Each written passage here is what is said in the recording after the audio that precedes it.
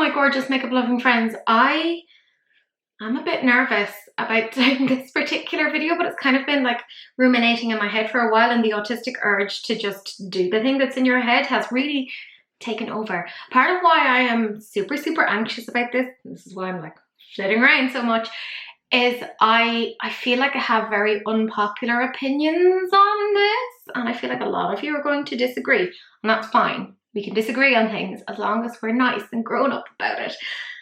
But I wanted to talk a little bit about cancel culture and what my opinion is on it, and kind of where it came from, what it means, what it involves, and how it is actually not as simple as it looks. On the surface, it seems super straightforward, but actually there's a lot more to it than you might think.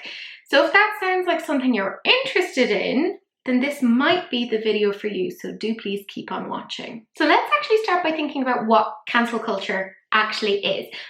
Probably the best way to look upon it is that when an individual engages in an action that is seen as being socially unacceptable, the goal is to cancel or no longer provide support for that particular individual. Now, this actually first started back in, I think it was 2014, with the Stephen Colbert report, where they had made like a satirical joke and somebody tweeted out and said #cancel Colbert. However, the cancel culture, and I hate that word, some people actually call it call out culture, which I actually feel is way more suited to that.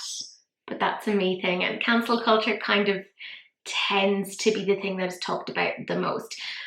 But cancel culture has also been linked to the Me Too movement, such as, the Harvey Weinstein of it all. Let's be real, he engaged in some very inappropriate behaviors, and his accountability was brought up in the form of no longer getting work and getting that sort of recognition that he once did.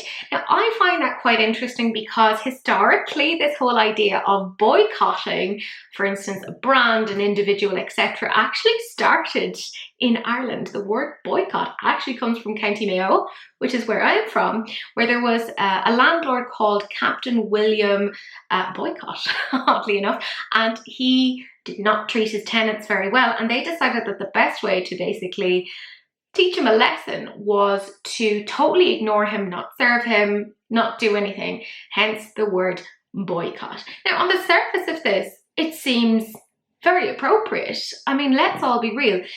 There are certain actions that are just reprehensible and they deserve consequences. The problem with cancel culture, in my opinion, is that all bands of inappropriate behavior are kind of put together, right? So we're talking about predatory behavior is being lumped in the same category as somebody who has made a very ill-informed, callous joke. Neither of those behaviors are appropriate, let's be 100% real, but they're not the same. They're similar, but they're not the same. So they're somehow earning the same sort of consequence, but not quite similar. And when you're banking all of these things together, it diminishes the seriousness and trivializes much bigger matters like predatory behavior. And what I have seen over the last couple of years, when people are calling people to account for their kind of inappropriate behaviors, is just this bandied about term of, oh, well, this is just cancel culture.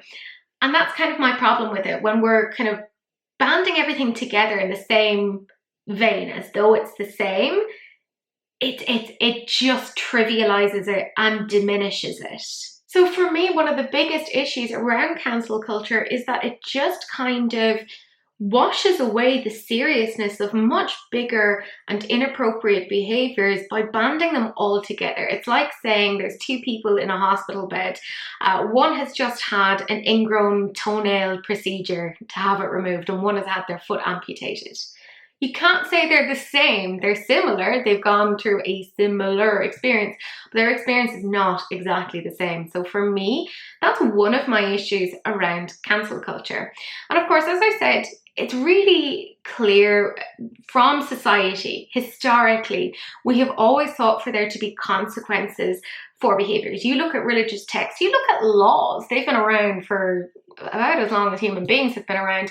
We seek to have consequences for our behavior. So of course, again, it makes sense that when a brand, an individual, whatever, engages in what is seen as a socially reprehensible act, that there are consequences. And as I said, the big consequence that has occurred has been boycotting, ignoring, etc.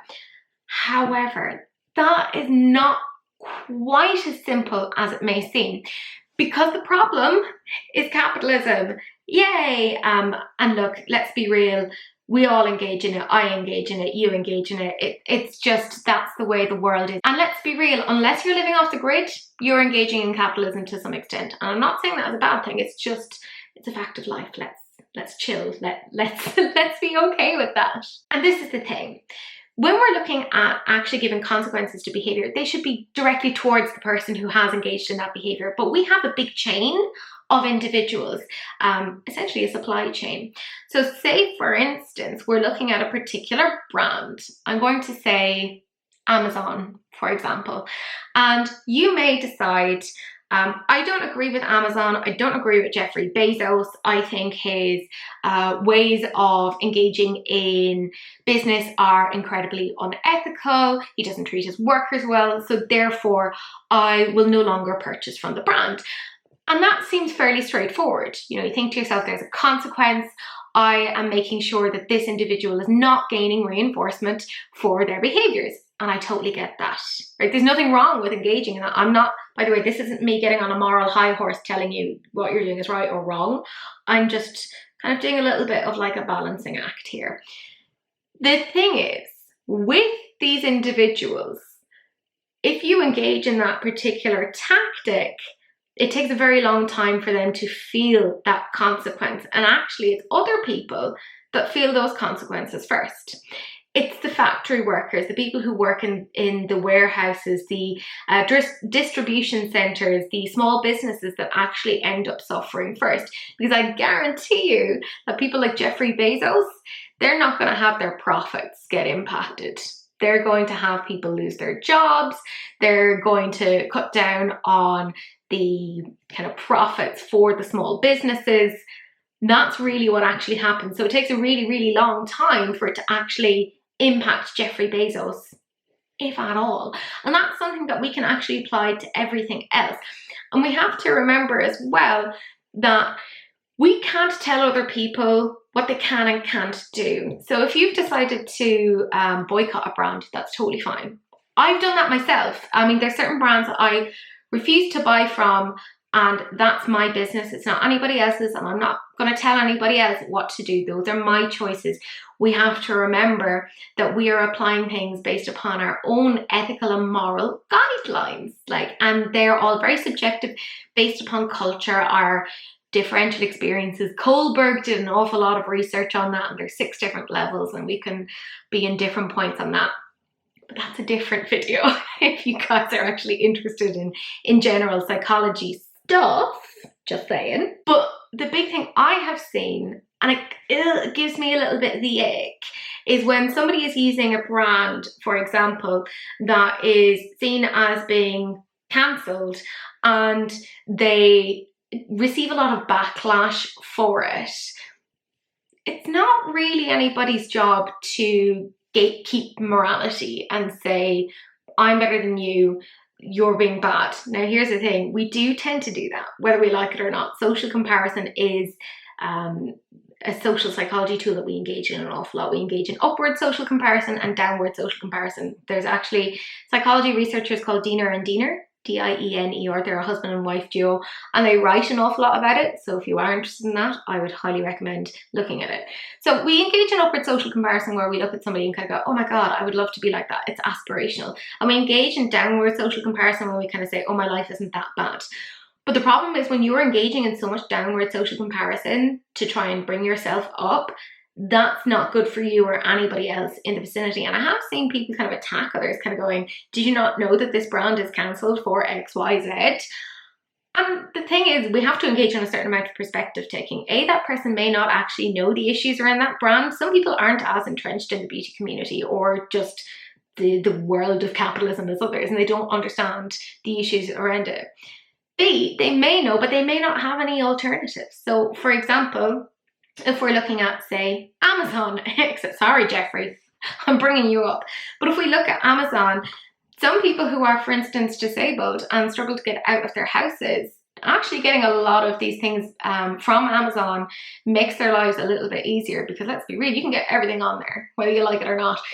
So actually saying, well, you need to find an alternative, there's a hint of ableism in there, because not everyone is physically capable of doing those things. So it's a bit tricky. And also if you get into things like, for instance, Shein has gotten an awful lot of flack recently. And people are told, you know, don't use this, etc. But again, some people don't have alternatives, and kind of saying, oh, you should go and use something else. There's a hint of classism, because not everyone has the money for that. For instance, I am plus size. I struggle to find clothes that fit me, right? So sometimes I have to engage with things like that. I try not to buy too much. I try to be really, really careful about it. But you can kind of see it's very difficult to find any sort of like an ethical ground, because we are just kind of given a series of very difficult choices to make, and we have to try and figure out the choice that is correct for us within that moment. I've also seen people kind of say, well, you've bought this particular brand and you shouldn't be using it. You shouldn't be tagging it. There we come up with like an ethical issue of like, oh, well, you're not being transparent about what you're using. Do you then just lie and say, I'm not using this thing, I'm using something else? That's duplicitous. And then you could get cancelled for that, of lying and saying, this isn't the thing that I said that it was. And then I've also seen people say, oh, well, you should get rid of this particular brand from your collection, for example. But think about that from an environmental point of view. You're just putting stuff into a landfill, which doesn't really make a huge amount of sense to me either. What I'm trying to say here is there's no right choice. There isn't. I can't tell you what to do. I'm not telling you to cancel or not cancel something, right? It's down to you as to what you think. You have to look at your own kind of point of view here and determine whether or not these particular brands fit with your ethos. If they do, fantastic. If they don't, that's also fine. But it's really important that we don't kind of tell other people what to do and what not to do either. Like I said, there are brands that I just no longer support. I might have supported them in the past, but I don't support them now. And I have friends who still support these particular brands, but I don't tell them like, oh my God, you can't play with that brand. That's not good. A, it's none of my business, and B, they're in a totally different point of their life than me. They don't know the things that I know. They don't have the perspective that I have. And I don't want to get into my like high horse and say, well, I know this more than you do, because they also know things that I don't know either. So as I said, this whole cancel culture thing, it just isn't as simple as it actually seems. For a lot of people, they don't have alternatives. For example, you know, when we look at makeup, trying to find a cruelty-free brand can be very, very difficult. So for example, if you're in a very, very small town like I grew up in, and we'll just say it was back in the 90s and the early noughties, we didn't have the internet. If you went into a pharmacist, all you could get was L'Oreal, and that was what you got. Now they test on animals, they're part of like a bigger chain. So, you know, straight away there, it's like, oh, well, either you go without or you engage in this particular thing. So it's just not as simple as it seems. And then there's the ethics of like ordering in things and all the miles that comes on it. What I'm trying to say is there's no ethical choice. It's like a series of really crappy decisions. Do you want your left foot cut off or your right foot cut off? That's essentially what it is. If there's anything that you can take from this, and I do hope that you kind of like engage with this down below and tell me what you guys think, it's to understand that kind of cancelling a brand isn't as simple for others as it may be for you, or vice versa. And it's best to try and understand where somebody is and not give them a hard time over it, because we don't know where other people are on it. And it's not as simple as it looks. So like I said, I was very, very nervous about saying this, and I probably should have had a script, and I went very kind of like rambly on this. If you want further thoughts on this, let me know. I could do like a follow-up video. But this has like definitely like raised my heart rate. I do feel like quite anxious about this, and I am worried. I know a lot of people are very like, cancel culture. Yes, let's do it. Let's cancel all the brands. I don't think it's that simple. I wish it was. I wish I could give you like a really nice, easy answer of like, here's the thing, you do this thing, we're all gonna be fine. But I believe in truth and honesty, and unfortunately that's not really something I can't tell you how to live your life. That's not my business. Let me know what you guys think down below. Do you agree? Do you disagree? Do you have any particular thoughts? Are there maybe even extensions to the argument that you might put forward there one way or the other? I am so interested in putting forward some sort of like, not a story, but kind of a conversation on this, because I think this is something worth having rather than just blindly following along with what everyone else is doing. But my friends, that is it. That is the end of the video. Do please like, comment and subscribe. Turn on that notification bell, and do please share, because sharing is caring, except of course for STDs, in which case, you know, wrap it up. Don't be gross, but that's it. That's the end of the video, and I will see you guys in the next one. Bye.